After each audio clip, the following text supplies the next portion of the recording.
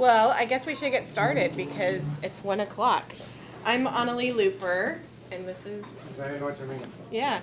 ¿Y alguien aquí solo habla español? ¿Habla español?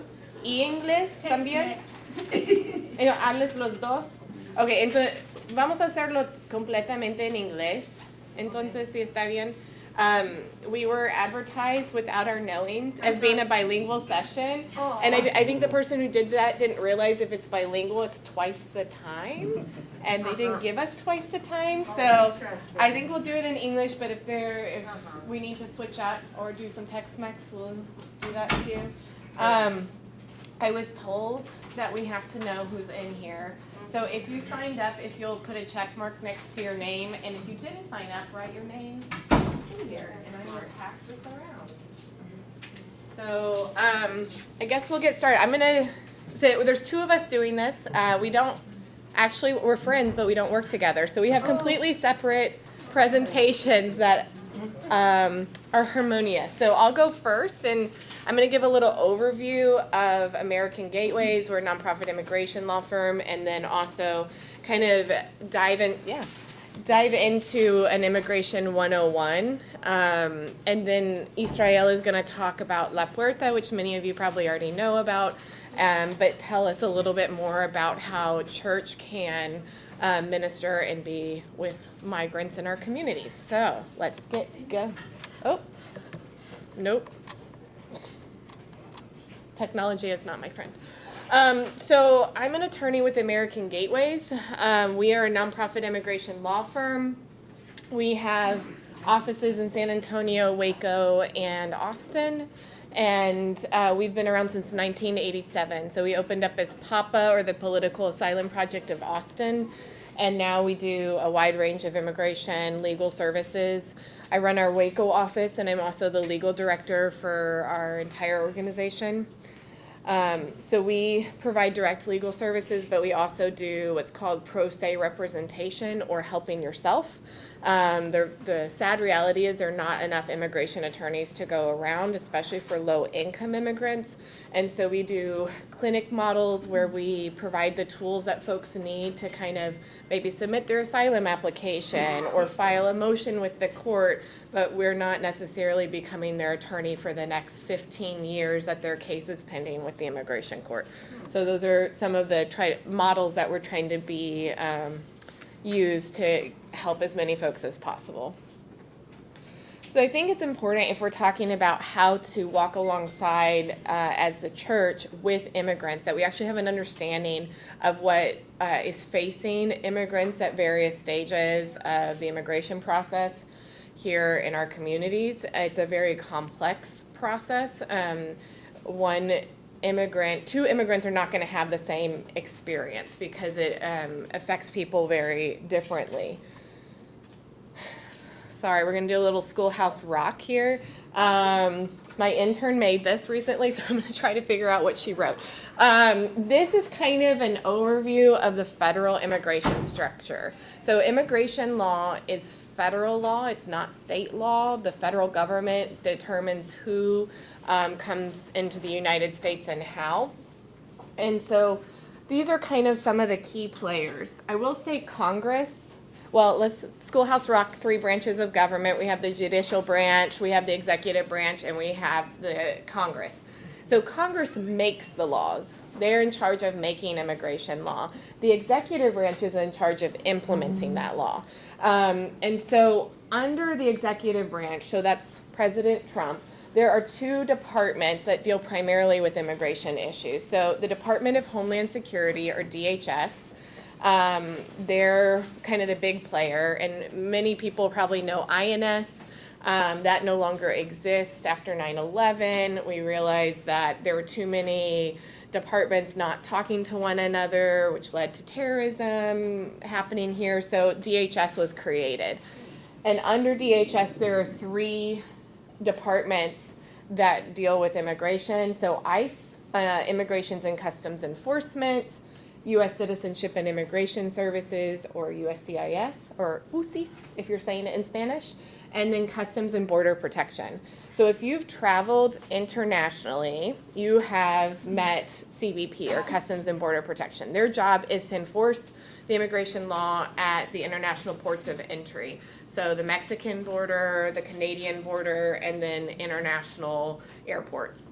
USCIS, they give immigration benefits. So if you're applying for citizenship or DACA or permanent residence, you're going to USCIS. And then ICE is in charge of enforcing immigration law inside the United States. So they are considered kind of the immigration police. When people talk about La Migra, they're talking about ICE. They also run the detention facilities that house immigrants. And we call them detention facilities, even though they are jails. Most are old jails, because immigration is civil law, not criminal law. And so you cannot jail immigrants unless they've committed a crime. We put them in civil detention facilities.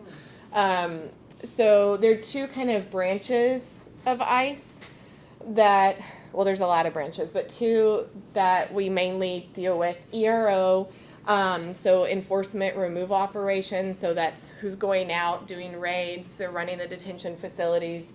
And then we have OPLA, or the Office of the Principal Legal Advisor.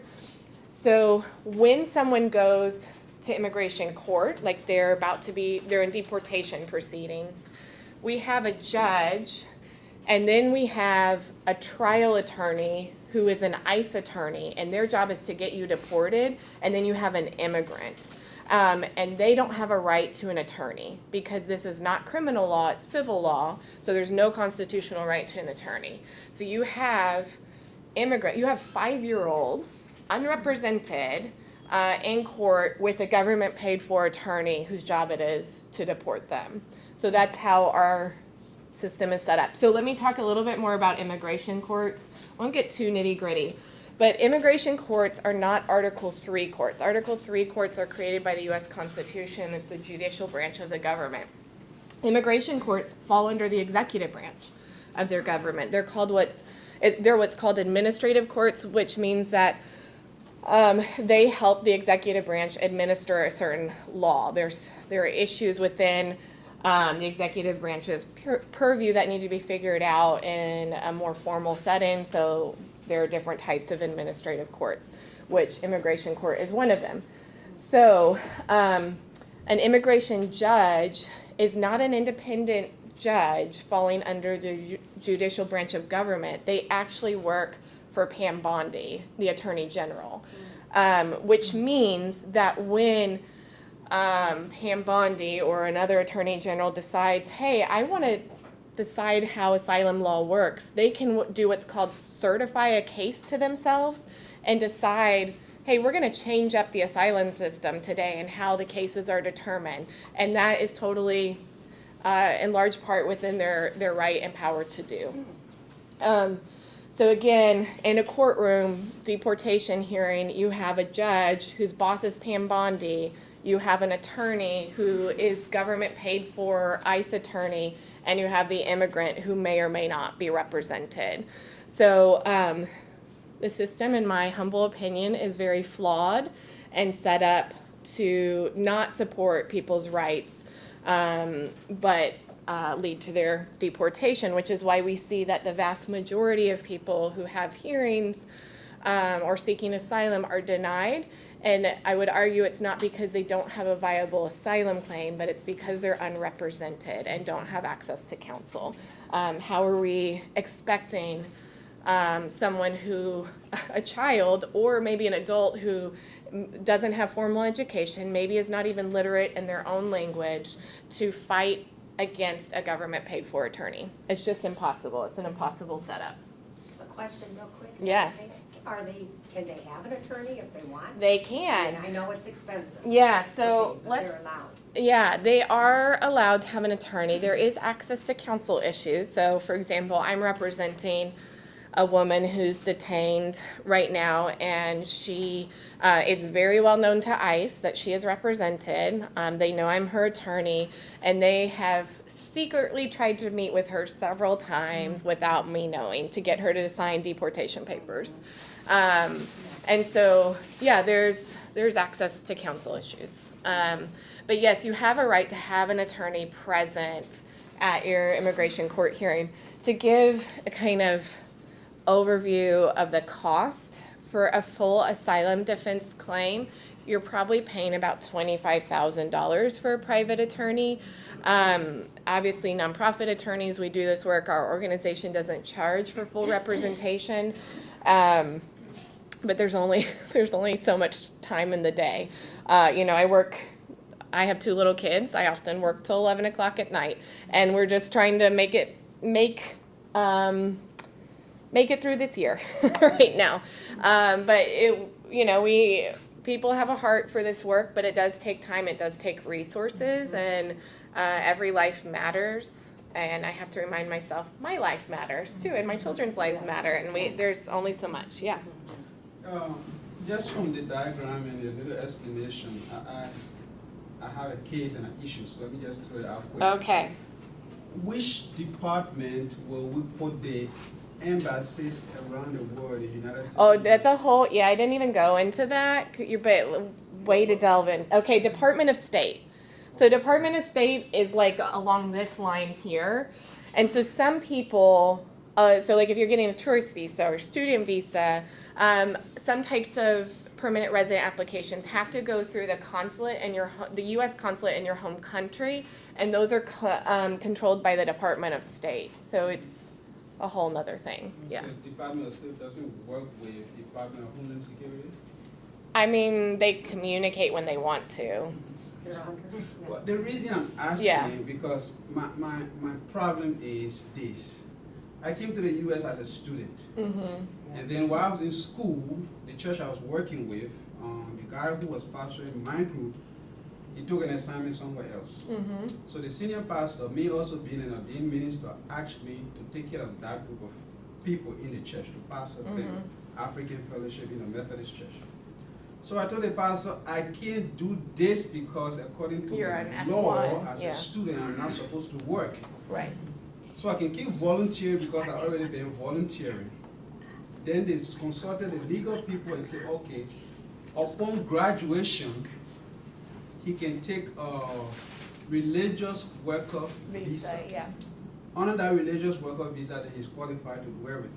Yeah. So I take the religious worker visa with the understanding that my family would join me. Mm-hmm. So my family go to the embassy, and then they say, we can't give you the visa because your husband went to school but has not come back. Yeah. Even though I have transitioned legal. Yeah. And that's my struggle. That's what I'm asking.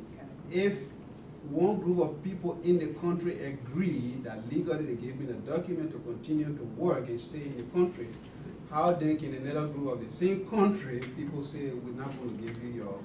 I don't have an answer to you because I beat my head about this daily. But this is when we say we need comprehensive immigration reform, this is what we're talking about. Well, in another page, that our system has been set up piece by piece over decades, and it doesn't make sense anymore for the world that we live in, for our country, the needs of our country, the people who are immigrating. Now, it just is a system that doesn't work. So I don't have an answer for you why. It just, I would say I can't do a full legal consult at this moment, but I would say congressional intervention is helpful. I use that often in my cases that get stuck between worlds here, and I'll get our local congressional representative to help try to unstick cases, because sometimes it takes talking to multiple groups at the same time. So, why does it matter what your immigration status is? If you don't have at least a work permit, you can't work lawfully in the United States. Now, wrap your head around that, because you hear that, but think really what that means. And so I want to take, for example, a dreamer, which is not a defined term, but it's like a catch-all to mean young people who are brought here and have grown up in the United States but are undocumented. DACA was a stopgap measure to help those dreamers. Now, a dreamer without a work permit They have possibly a high school degree, maybe a college degree, maybe even an advanced degree. Without a work permit, they can't use their training or degree to work formally, because you can only work in informal sectors that are not going to have a program like E-Verify or check your documentation status. So those sectors would be, nannying, yard care, construction, things that are maybe done off the books. A lot of times it's set up as independent contractor work, but that puts the risk on the immigrant. Also means the immigrant is often taken advantage of in workplace settings. Undocumented immigrants are left extremely vulnerable to human trafficking because of this, to labor trafficking. So work permit is huge. Somebody once asked me what's my favorite type of immigration case to do, and she said it was an attorney colleague of mine. She said, I love naturalization. And I was like, forget naturalization. Like, not much in your life really changes at that point. To me, the hugest benefit is giving someone their first work permit, because it's life-changing. Like, you get a job. You get a social security number. You can now get a driver's license in the state of Texas. So every time you go to the grocery store, you're not terrified that you're going to get stopped, arrested, and deported. A work permit is huge. And now with that, I want to tell you what our state did. I don't know if y'all have been following DACA. And to take a step back, the reason we have DACA is because for close to 30 years, a bipartisan group of legislature was trying to pass the DREAM Act, which would create a new pathway to residency for these dreamers. It has not passed. We're getting further away from the possibility of that happening. So in 2012, President Obama realized these young people, our society has invested in them in public education in many ways. Why don't he used his executive authority to say, I'm going to give you deferred action, which is protection from deportation, and a 2-year work permit. And that work permit is huge. I have friends who are lawyers because they have DACA, because the only reason they are able to work as lawyers because of DACA. Well, when President Trump came into office the first time, he tried to do away with it. It got embroiled in like a big lawsuit, many lawsuits, and it's still working its way through. The state of Texas got involved and said, it is so hard on our state to issue driver's licenses to these people with DACA. It's just really hard for us, so we don't want to do it anymore. And so the court allowed Texas to back out of DACA, which means that Texans who are dreamers very soon will no longer have work permits. This is going to be catastrophic to many industries. Nursing and teaching are two that I think of, because we have a lot of dreamers who work in those fields, and they will no longer be able to work. Many that I've talked to are thinking about moving to another state. And this is all because the state of Texas says we don't want to have to be responsible for issuing them driver's licenses. It's hard on us. This is huge, like a big deal, and we don't even know it's happening because there's so many huge things happening right now. We're just waiting. The judge, the federal government issued a statement about it last week, and so we're just waiting on the judge and the state government to kind of flesh out some issues, and then USCIS to put out a statement. But it's imminent that this will be happening. It's an automatic revocation. Yeah.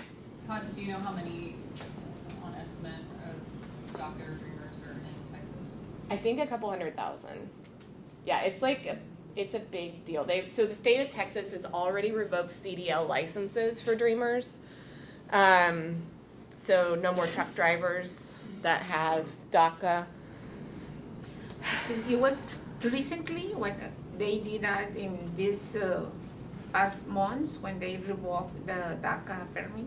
So they haven't revoked it yet. We're waiting. It's a long, drawn-out process in the court, and so we're waiting for the next step in the process, but I would think within the next year it will happen. So many dreamers are thinking about what comes next for them. Do they move? Do they leave everything behind here so that they can still work and support their family? Do we hope that there's an outcry here in the state of Texas and that maybe this doesn't happen in the end? I don't know. Are you okay with questions in between? Yes. So in 2012, is there an estimate of the percentage of dreamers who took advantage of that, the DREAM Act? A lot. I was a law student at that time, and I helped start the Baylor Immigration Law Clinic so we could process DACA applications for people, and we did several hundred in that first year. People were very eager. I know there was some hesitation about Right, I know the ones that didn't. yeah, about letting immigration know who you are, but I would say the vast majority of people I know ended up doing it because, I mean, having a work permit, having a driver's license, when you're, when typically a undocumented student figures out that they're undocumented and what it really means about 15, about the time that their friends are getting their learner's permits and they can't get one, and then it starts to like sink in, okay, I'm different, like my life is not gonna be the way I thought it was, like what I was told in school would happen to me. And then dropouts. I mean, what's the point of getting a high school diploma if I'm not gonna be able to work? It really I've seen a lot of depression in kids, and actually it's personal relationship of mine is what led me to go to law school. Because I was her mentor and walking through that time period with her. Fun fact, I did get to do her residency, and she's now a U.S. citizen. So it all ended up well, but That's nice. yeah, it's a real detriment, and all the kids in high school right now do not have DACA because initial DACAs were closed out under Trump 1.0, and you have to be 15 to actually apply for DACA, and so all the kids that aged into DACA have not been able to apply for them. So like probably the last 2 cycles of high school students have not been able to apply. Okay. So let's jump forward. How does the actual process work? Let's say that your ultimate goal is to be a U.S. citizen. You can't just apply for citizenship because you want to.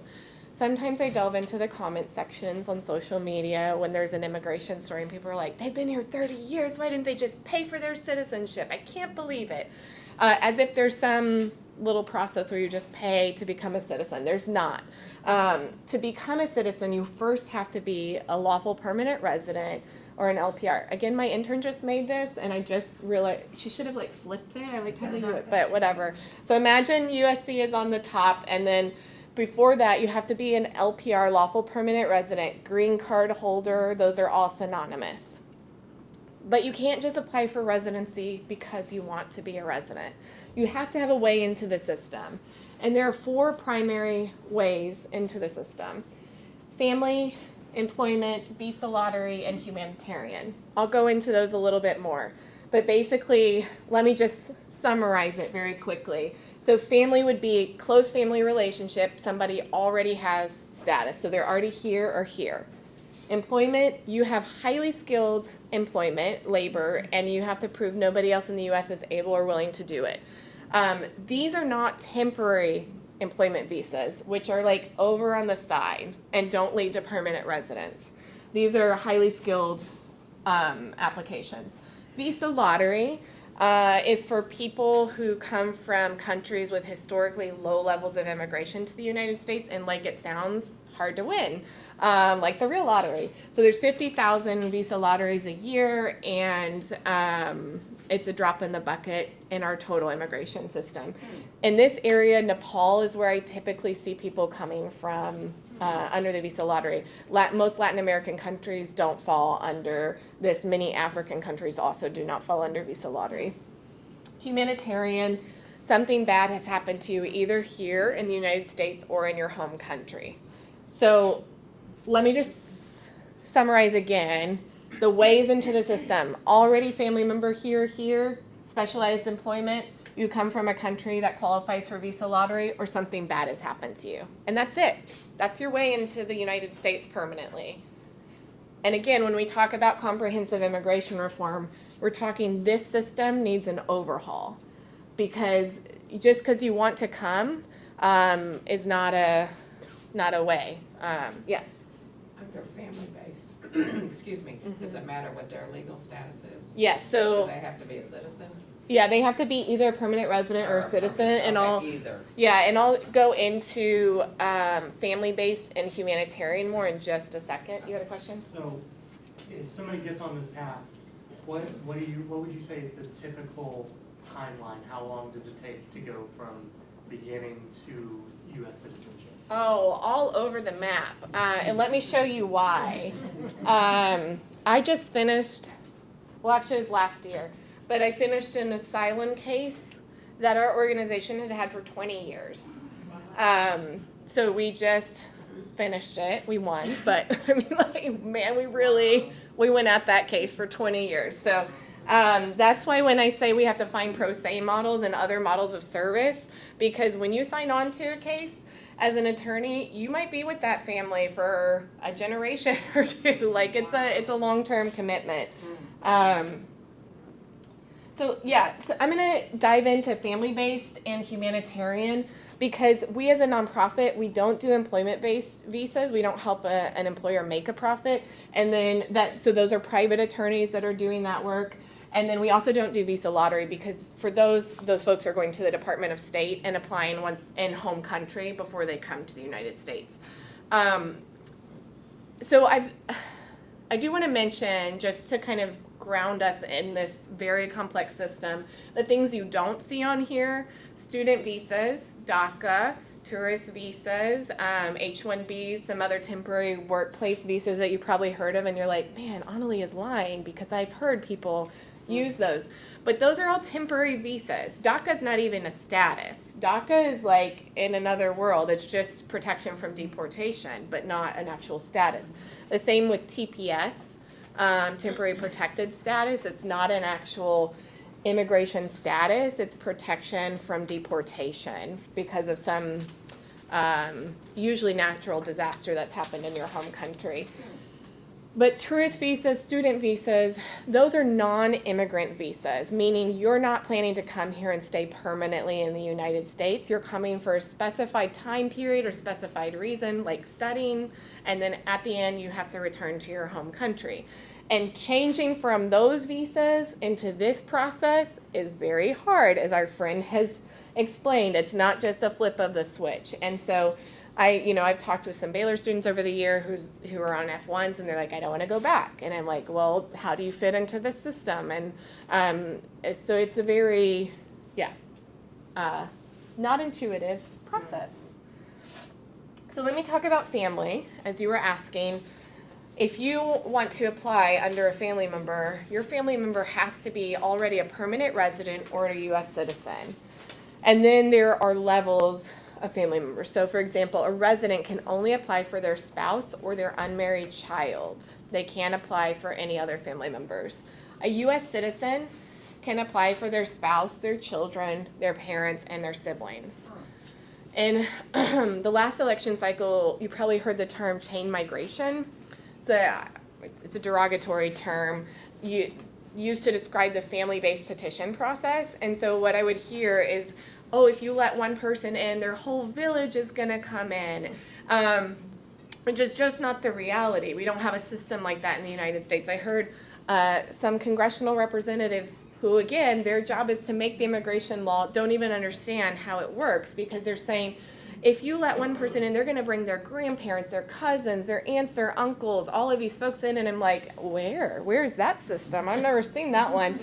Because, again, it just doesn't work that way. Theoretically, I could bring my sister in if I'm a U.S. citizen, and then she could bring her children in. But let me show you how that actually works in reality. Wow. So depending on the relationship between the family members and the status of the petitioner, so are they a U.S. citizen or are they a permanent resident, determines how long you're going to be waiting for an available visa. So let's say I am a U.S. citizen and I want to petition for my sister who's a citizen of Mexico. She's going to fall under F4 category. And so then we go look at what's called the Visa Bulletin. This is put out by the Department of State every month, and it tells you what visas are available this month. So how it works. So my sister's in F4, and we're going to go to Mexico. And I caveat, this is from last month, not this month. Last month, they were issuing visas to Mexican siblings that had petitioned on or before March 15th of 2001. So that's 24 years that those people had been waiting Oh, for an available visa. oh my.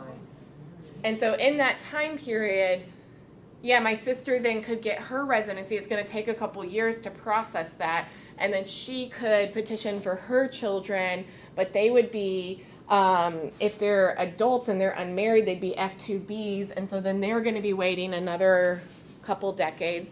It's just not a thing that exists. So there are a category called immediate relatives where there's not this kind of waiting period. There's not a quota. So spouses of U.S. citizens, minor children of U.S. citizens are immediate relatives, no waiting. But that doesn't mean it's automatic, and it doesn't mean they're going to get approved. I get that question a lot. Well, if they're married to a U.S. citizen, isn't that like automatic? And unfortunately, it's not. It's a whole host of complicated factors. The same with a parent of a U.S. citizen. So you've probably heard the term anchor baby, again, a derogatory term to mean an immigrant woman comes and has a baby born in the United States, and that now U.S. citizen child, because we still have birthright citizenship for the moment, is going to petition their parent. Well, that child cannot petition their parent until the child is 21. At 21, they can petition their parent, and all they have to prove is that they're a U.S. citizen and that is their biological or adoptive parents. But then comes the next part. So let's say I've petitioned my mother. My mother had me in the United States. She's an undocumented immigrant from Mexico, and I have petitioned for her because I finally turned 21. Well, then comes, how does she get her green card? And so there's two pathways to get your green card. One in the U.S., called adjustment of status, and the other where you have to return to your home country, called consular processing, done through the Department of State.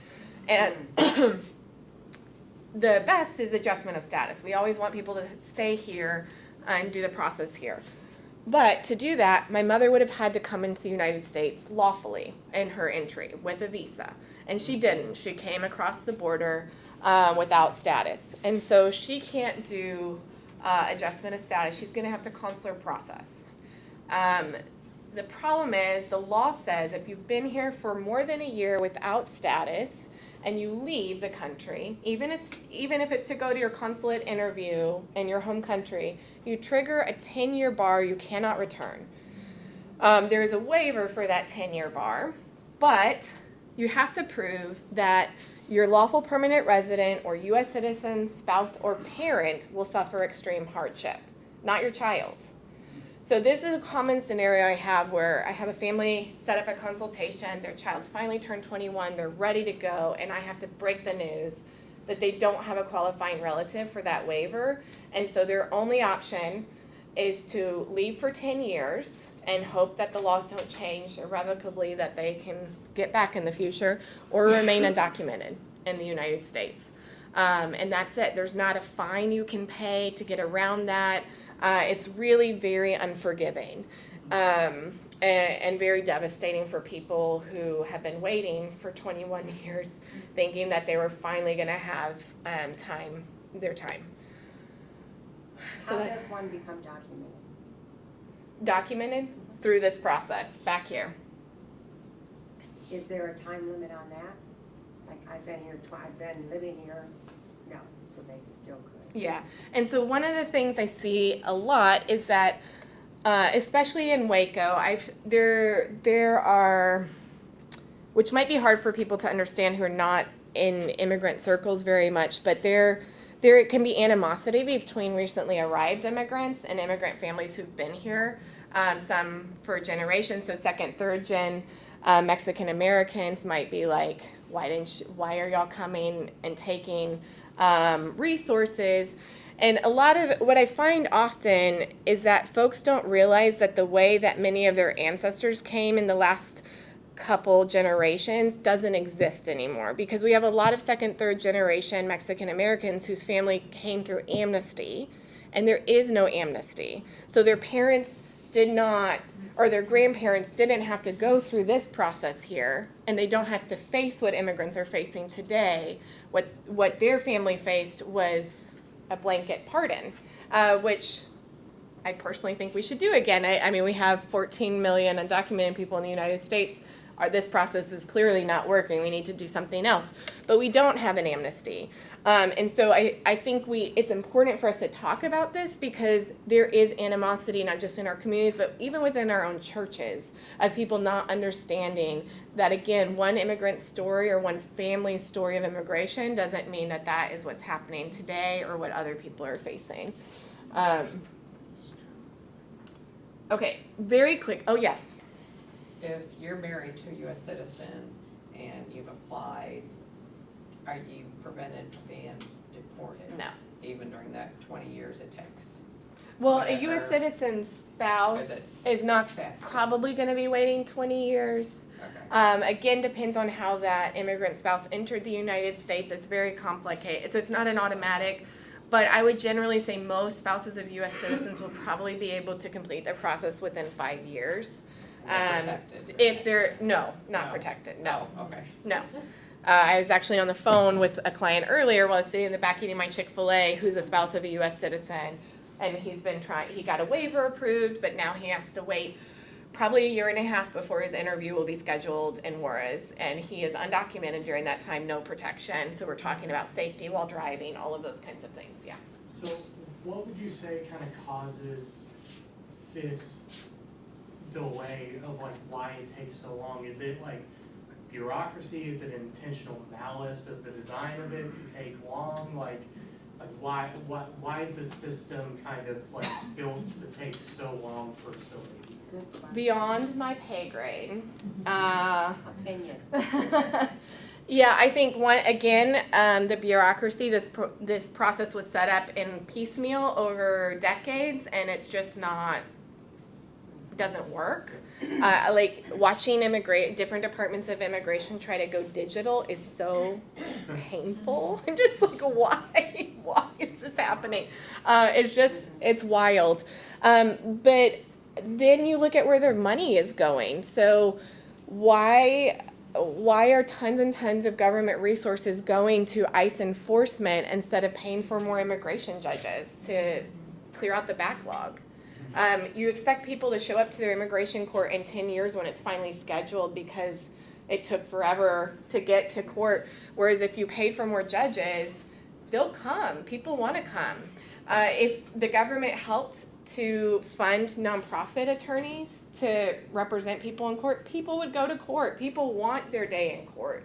But we don't set it up in that the government has not put the resources there in some sense. So to ground us again, and I'm going to wrap up soon, Israel, I promise. We're talking about pathways to gain status permanently in the United States. We talked about the family. I told you I'm not going to talk about employment or visa lottery, and now we're at the humanitarian. So this is bad things have happened to you. So the primary one is asylum. So that is you've been persecuted or will likely be persecuted in your home country on account of one of five protected grounds: race, religion, national origin, membership in a particular social group, or political opinion. It's very complex. It's changing daily. It depends on which judge you're in front of. It depends on which circuit you're under. It's like you could win this case with one judge and like 100% denial rate with another judge. It's just no rhyme or reason and a lot of sense on what's happening with asylum seekers. There's also no law that requires asylum seekers be detained while they're seeking asylum, but that is currently what's happening, is that the U.S. government is paying with U.S. tax dollars for people to be housed in jail while they're trying to seek asylum. Yeah. So why? I would trace the money on that. Like, who makes the money from detaining people at government expense? And whose friends are they? But I will not go down that conspiracy. It's not a conspiracy. It's just the reality of it. But again, the people are like, oh, well, he's a religious asylum seeker. We should support that person. But what our government is doing is putting these people in jail. I had an intern many years ago ask me when took him to a detention center. He said, wait, so this, because it was a women's detention center. He said, so this is a jail for domestic violence survivors? And I'm like, yeah, that was a really good way of summarizing what was happening there. These were all women who had fled mainly Central American countries where domestic violence, women do not receive protection in their home countries, and so had fled to the U.S. to receive protection and were jailed. So Israel's going to bring you a lot of hope. So if you're feeling sad, just hang on a little bit longer. VAWA, T visa, U visa, SIJ. These are things that and asylum, we do a lot. These are the bread and butter of American Gateway. So Violence Against Women Act, think if you're in the family-based immigration space and your spouse is an abuser, they use your status as an undocumented immigrant as a tool of manipulation and control. So Congress created VAWA to let spouses, it can be men or women, continue on with the process while remaining in the marriage, or if they choose to leave the marriage. T visa for trafficking victims, labor and sex trafficking. The most likely victim of human trafficking is an undocumented immigrant, and it's likely labor trafficking, not sex trafficking. I see a lot of domestic violence labor trafficking cases. I'm working with one woman now. She came to me through the Family Abuse Center. And as she was telling me her story, she's telling me she worked with her husband, who's a U.S. citizen, for, a decade on his construction job.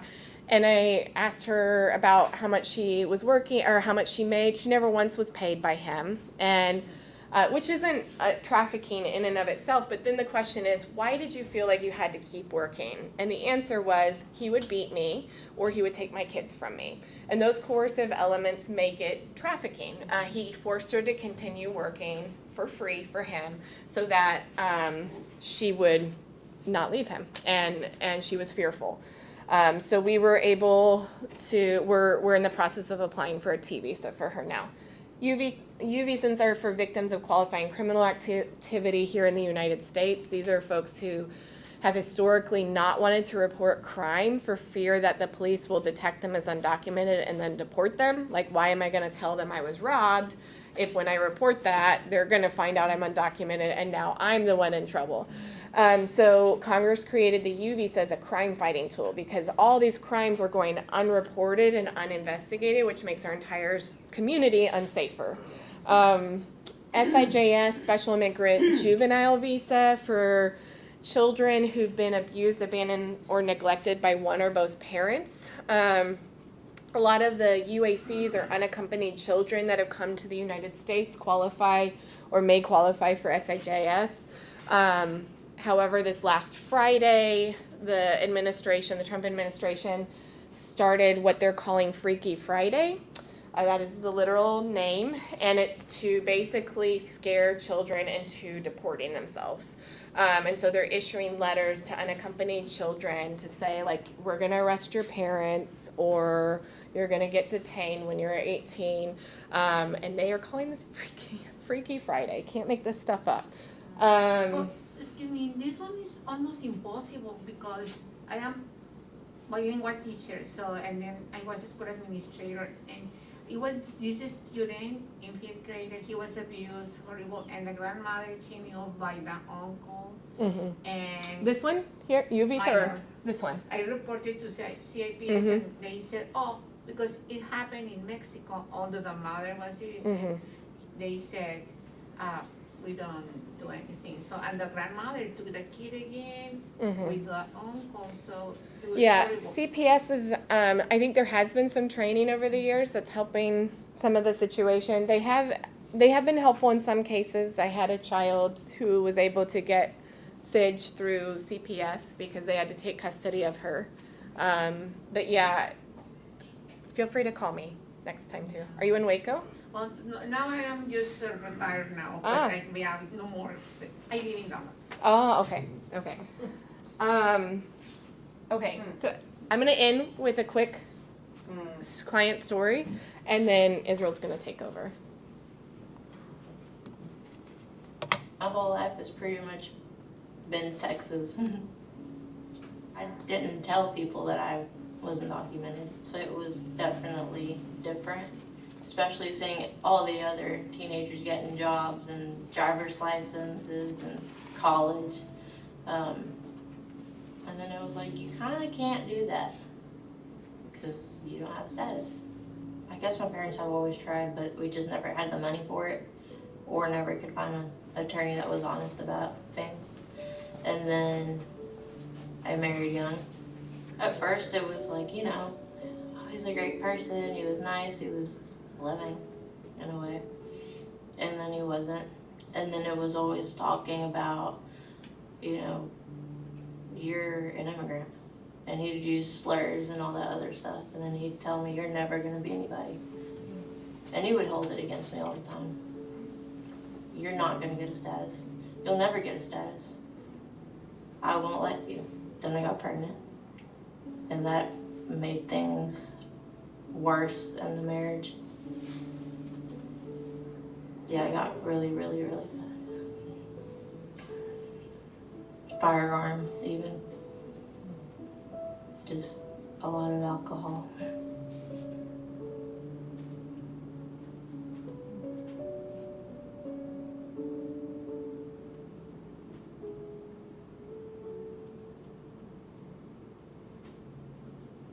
I was pretty convinced that I wasn't gonna get help. Cause I mean, I was in a pretty, I mean, I was in a, I hit rock bottom. I'm just gonna, that's what it was. It was rock bottom. You know, I believed everything that my ex-husband was saying. I believed all of it. You know, and then you meet somebody like Annalise who's like, that's not true. You're not that at all. You know? And she didn't even have to say a whole lot for me to be able to be like, oh, somebody believes in me.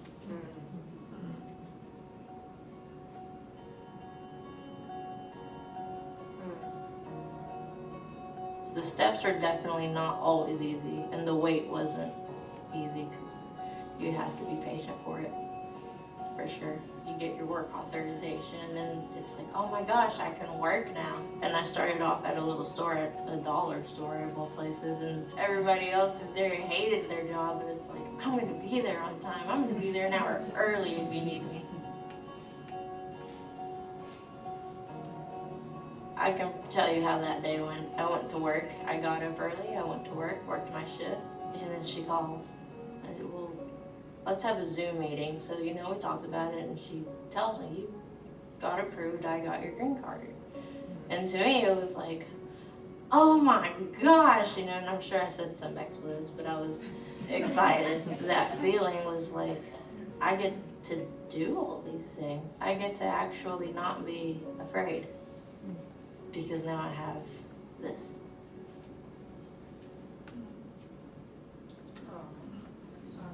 She's a citizen now. So, you know, I've presented a lot of problems, and I will say, you know, immigration issues are not the only issues that immigrants face, and I've had the pleasure of working with Israel over a lot of years to team up as we support immigrants in our community. So thank you, Nelly. And part of the thing, I'm also one of the pastors here. I lead the Spanish congregation. I'm originally from Quito, Ecuador. Came as an international student, and then I did all the journey to becoming a U.S. citizen, and graduated Baylor twice. And so this came as a response to my congregation, just listening every reunion, every gathering. Hey, my attorney doesn't answer. I have it wasn't me. No, another one. Well, yeah, I'll go to that because that's the way I met Annalise, and because the conversation went well. I have someone like, it's kind of like I pay monthly, and I don't know when the case gonna get resolved. Well, I know this person like is supposed to be at my court hearing, and he didn't show up. So everything. So at the end, I remember just preaching.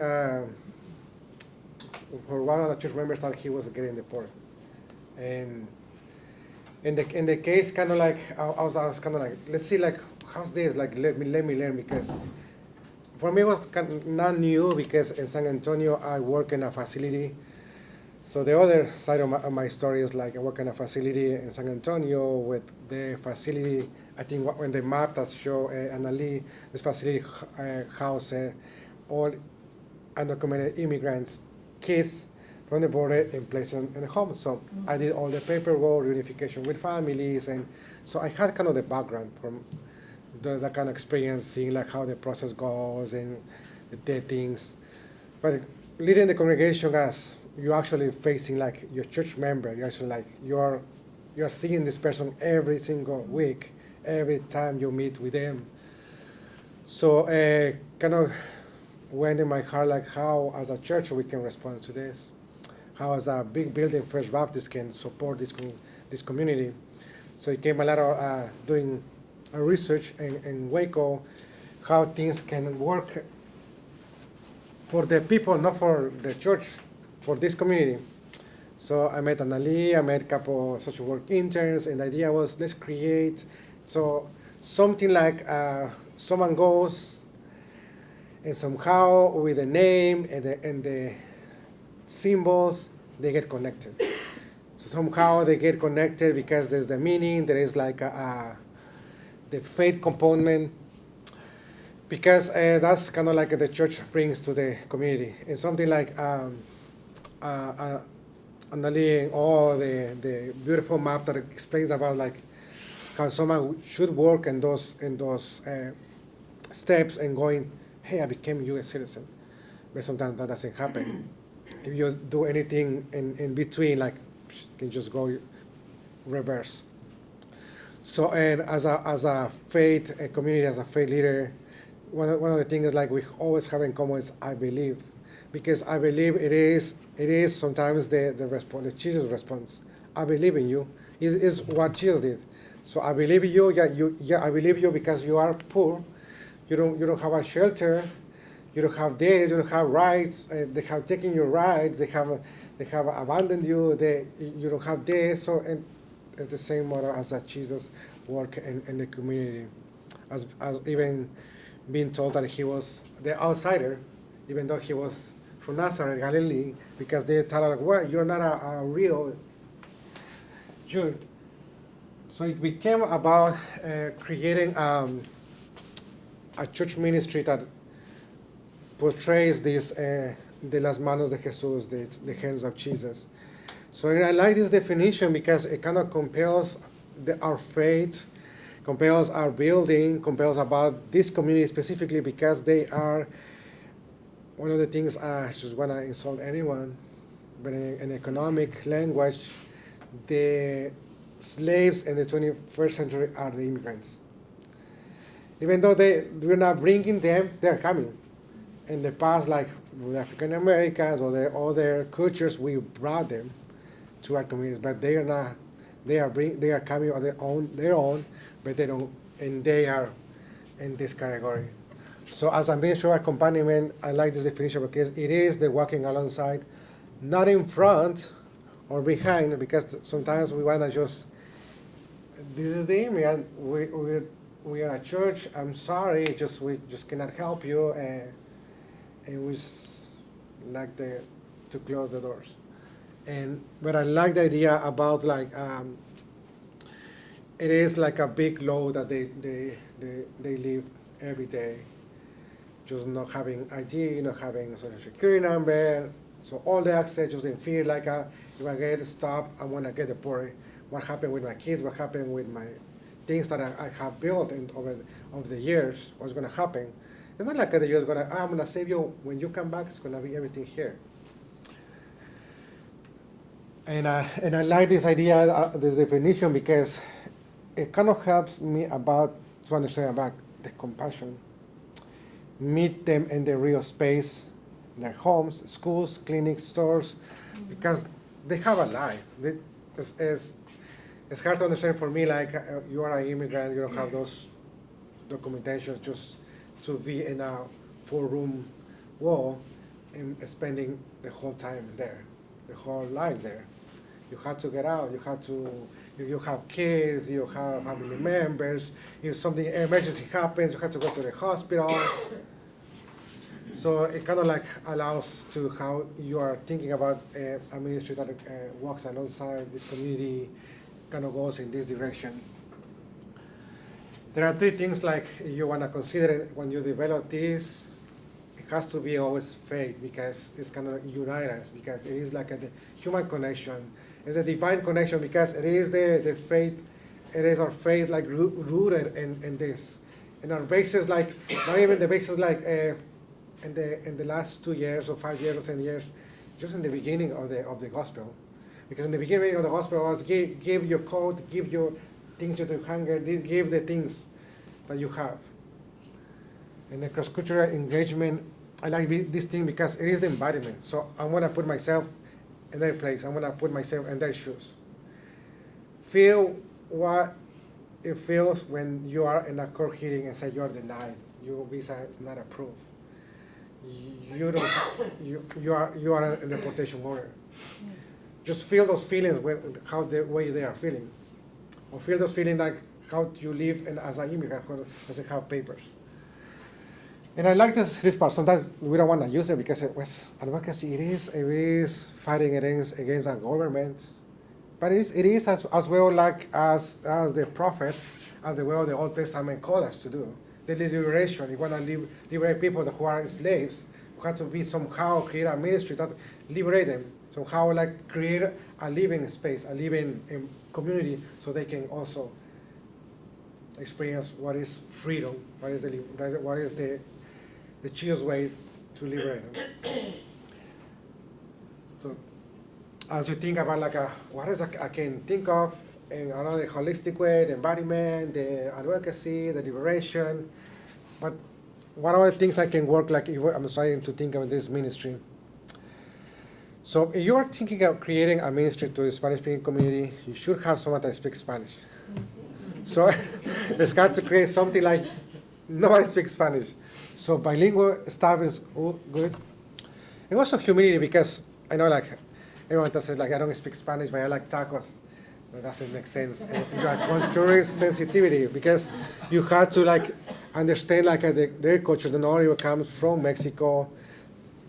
After Mexico, there's Guatemala, Central America, South America. Even though sometimes we don't consider as well like Spain, because they're also Spanish speaking. Also, we don't consider there is a Guyana in Africa as well that speaks Spanish. So and also the struggles that this community faces. Something like when we created this ministry, one of the biggest struggles in the morning is the majority of the persons that stay at home are staying home moms, because they don't have free childcare, because they don't have a work, so while the kids are being taken care of. So when you create something like that, you have to think about childcare. How we're gonna provide a ministry while the adults receive education, advocacy, accompaniment, but also while the kids are getting protected. Being flexible is like, when we created this ministry, till now, as an agency now, we are an agency now, we became nonprofit 4 years ago. We don't ask any background checks. We don't ask like, do you have papers or don't have papers in order to receive services. It's going to be hard for you as you manage your church, as you wrestle with your church members to think about, because you might think, well, what about the things that we have here? What about you get wrong? I don't know, you have worked around BC where you have cameras. Somehow we have managed this over the past, since 2017, almost more than 8 years. Nobody has robbed us. Somehow it's just like showing like this is the space that has provided us, but how it's going to be open for this community. How we're going to make this space available so while we are showing the love of God.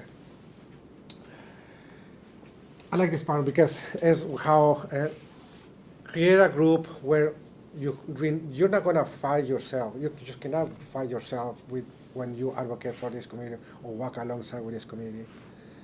So as I was trying to think, one of the church members that got deported, and so I didn't know this person was not an attorney.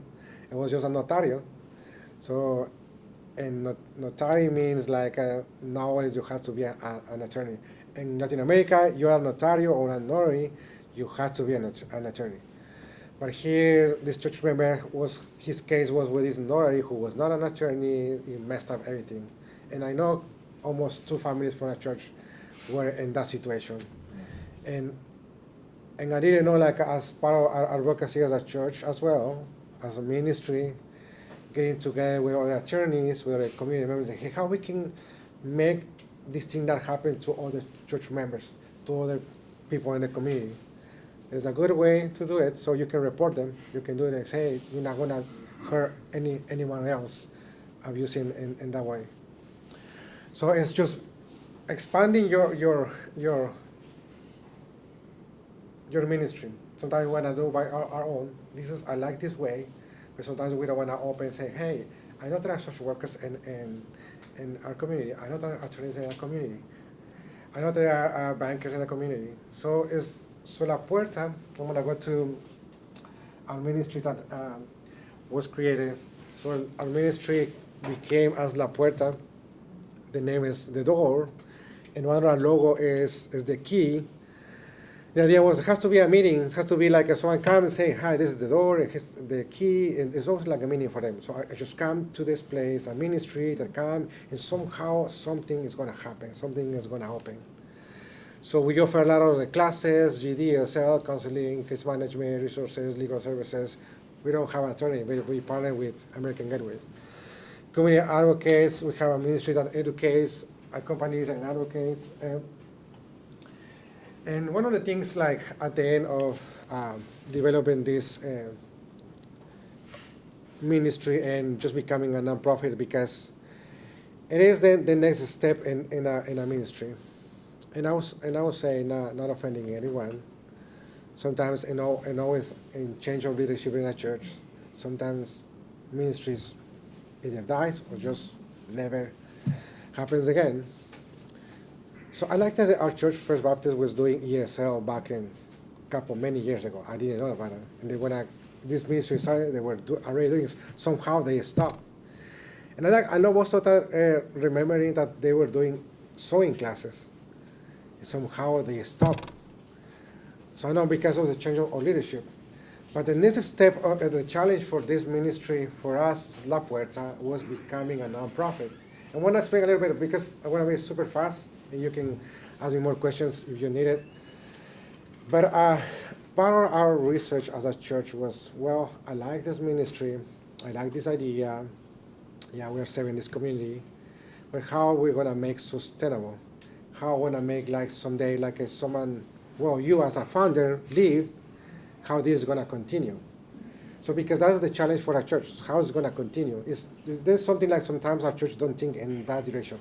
How it's going to look like this ministry in 10 years? How it's going to look like this ministry in 20 years? It's going to continue or it's going to end up just in 5 years? So becoming nonprofit was a big step for our church. And part of the thing, learning how nonprofits work within a church that serves this community, but also at the same time, it's like we're not we're not gaining, like, oh, we're not have a grant that are going to help us repaint the building. It's not about that.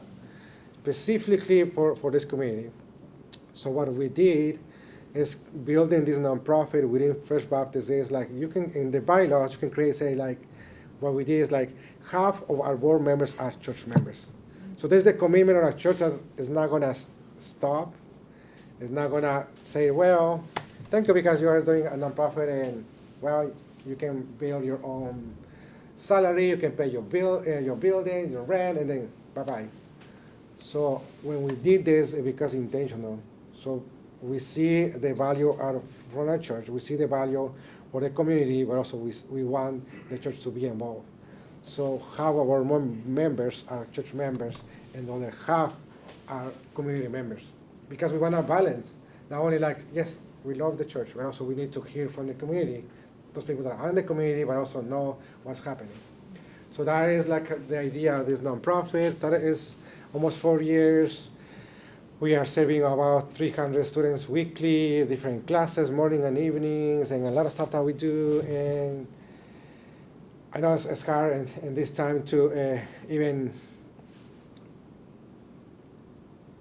loving this community or being with them, but that has not stopped us as First Baptists or church community members to keep going with this idea. So, and some of the things like you might do, how can I start, how can things like I can start thinking or dreaming about it, just how can I communicate with them, because it's hard to communicate with them, you don't speak Spanish, just use something like it is really confidential, avoid complex English forms, don't just give information, build things like an bulletin, start in English and Spanish in the same page, be consistent, celebrate clients, culture, music, and everything. And I like this idea because it kind of like give us as a church to not replicate, not compete things. Create something that reflects who you are. Might not be the same as La Puerta here at First Baptist looks like, what you're gonna build, but create something like it is needed in the community. You might have Asian American, you might have African Americans that are struggling. Just find a community that your church is really connected, has a passion for that, and create something. And don't reinvent the wheels. Make sure like the community knows what you're gonna do. Make sure like invite them and I don't know, breakfast, lunch, and then say, hey, I want to start doing this.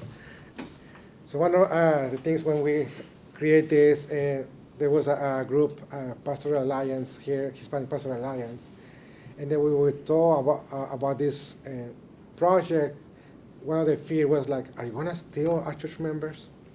You're gonna take, is this idea about growing your Spanish service? So when we created this, it was like, no, we're not gonna steal our church members. We just wanna serve them. We wanna be the support for your church. So, and nobody from different Latino churches or Hispanic churches can say like, you still a church member. So that is something like make intentional efforts to engage with the community, be with them. So I ask my regular students, I ask them, hey, have you been in a restaurant who is like a local, who's like a server, like the cook actually only speaks Spanish. So be intentional with those communities that you wanna kind of pursue and start a ministry. Do you have any questions? I don't know what time it is. You're good. We have 7 more minutes. All right. Yeah. Does La Puerta have like conversation partners, like for English-speaking people to learn Spanish, Spanish-speaking folks to learn Spanish? Yeah. Is that something that you create or do? Yes. Something like one of the things like why La Puerta even is in Spanish is because we're going to preserve the language. I know it's hard to say like, well, people from Mexico, from Central America, it's different colors, different things, but one of the things that kind of like creates the culture that we can somehow communicate is the language. And it is something like, I know for the first generations that you are married with a Hispanic Latino or vice versa, it is always for us to create this idea to preserve the language. And yeah, we offer classes as well to you want to learn Spanish. I like when we do 3 or 4 times during the year. Our church does a bilingual service, joint service, and the Spanish service and English service we do together. We're not perfect, we're trying, but the idea is to somehow, there is a room when we can worship in 2 languages. Mm-hmm. How can your ministry help me, what is just directly through your fine? Mm-hmm. I live in a community. I moved to Colorado now that way I pastor, but I'm still connected to my community in Dallas, Texas. Mm-hmm. And I live not too far from a school, and a lot of kids come from the Latino community, Mexico and all these other countries, Mm-hmm. and they come and they just enter the school, but they can't speak English, so they're struggling. And most of the time I go over there to run or jog or just play around. They just sit all over the place, and I ask them, why you're not in school? They're not interested in school because they don't understand what the teacher is. Right. How does your ministry help me or make me to connect them to your ministry so that you can just find out with them. So one of the things La Puerta became the hub. The hub, like you visit a website. There is a lot of research asset maps that shows like all the things like you want ESL classes, you want GED classes, you lack of transportation, and there is in the majority of the cities a hub where it is based in a church, where it is based like in a public space that they have things like that, so you can get to know where there are ESL classes, where there are GD classes, where are those services. Yeah, it's just like trying to connect with those hubs. I know that there are many in Dallas, so yeah, you wanna ask more and specifically what area I can try to find out something. But I think, for what I see from a lot of my clients is recently arrived folks not understanding how our systems work. Obviously, I wouldn't understand how a system in another country that I've never been to works either. And so having La Puerta who can help people get signed up with a library card, because there's all these amazing services, even in Spanish, but if you don't know how to access them, and those might be entry points for some of these kids who aren't getting, who aren't interested in what they're seeing in school yet, but there's tons of resources. It's just connecting people with the community.